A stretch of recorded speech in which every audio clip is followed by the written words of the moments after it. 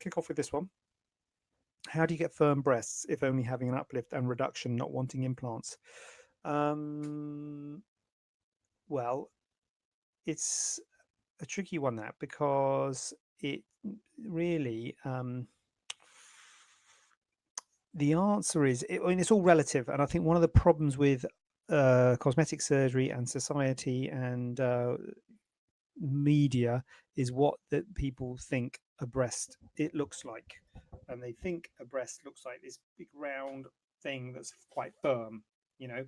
So when you're doing an uplift and reduction, so a reduction is the same. I don't know if I have to do that. A reduction is the same as an uplift. Oh, shouldn't say too much because that's a question later on. But basically, they're the same operation, but a reduction makes them smaller. You're tightening the skin and you're making the breasts higher up on your chest, and you're making them in a better position and firmer, and in a more youthful position.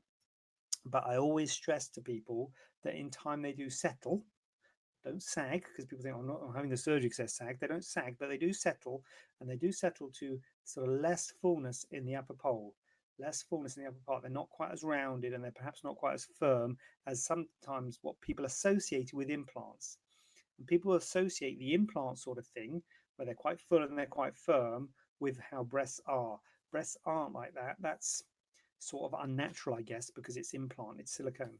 So the question is, how do you get them? They are definitely firmer after a lift or a reduction than they were before, because the skin is tightened and all the tissues are tightened. But because you're dealing with natural breast tissue, those tight tissues, when they first have it done, they're very tight and they're like that. And, oh God. And then they settle. They always settle to what I would say is more natural feel and a more natural look, with less fullness in the upper part and a more natural feel. But that is less firm. So the very sort of firm look and feel, full upper pole, feeling very firm, is implants. So, that's why we have to have a sort of conversation with you to see what you're after. If you are after what the perception of the implant look is, with the fullness up here and really quite firm, you can't get that with your natural breast. So if you are after that sort of thing, you can't get it with an uplift. You would have to accept that they will soften, the tissues will soften. It doesn't matter how firm we make them when we first do it. One of the risks of doing lifts and implants, lifts and reductions, is that the wounds can break down because it's so tight. We make it really tight. But it doesn't matter how tight we make it, over time it settles and the skin gives. That's a natural tendency of the skin. And so we can never make it quite as firm